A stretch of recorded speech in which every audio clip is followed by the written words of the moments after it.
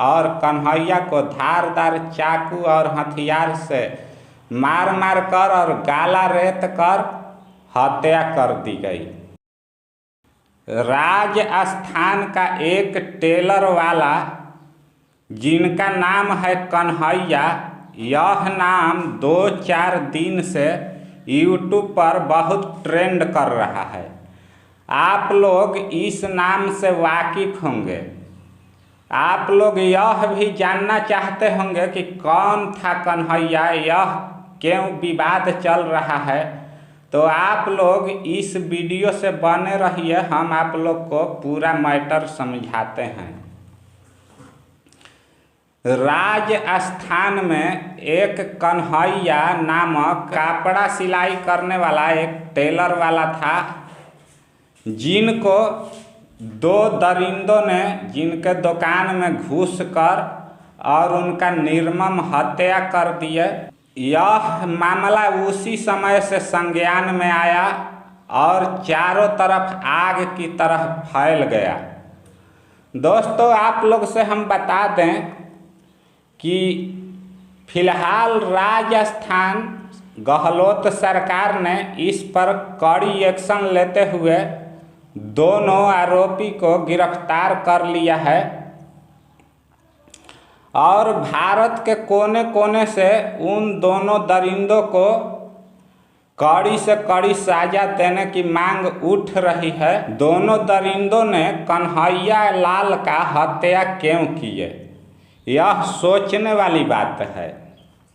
Police हिरासत में आने के बाद दोनों से पता यह चला है कि जो नूपुर शर्मा एक डिबेट में मुहम्मद साहब पर अभद्र टिप्पणी की थी, उसको लेकर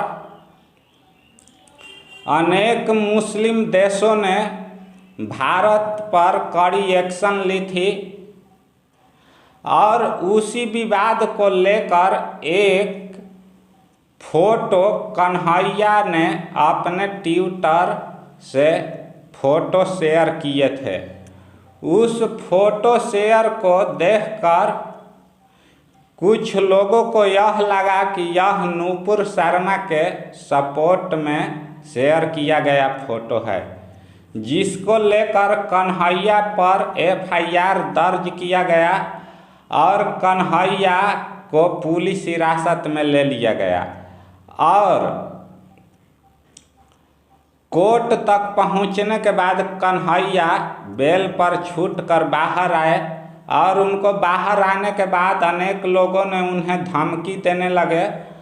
इस बात को लेकर कन्हैया ने एक FIR दर्ज भी थाना में की है, लेकिन उस पर कड़ी सुनवाई नहीं किया गया, जिसके कारण कन्हैया के टेलर वाले दुकान में घुसकर 2 लोग आकर और अपने कपड़ा के नाप के बहाने आए और कन्हैया को धारदार चाकू और हथियार से मार मार कर और गाला रेत कर हत्या कर दी गई।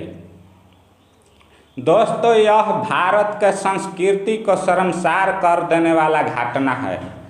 दोस्तों, यह दिलों को झकझोर देने वाला घटना है।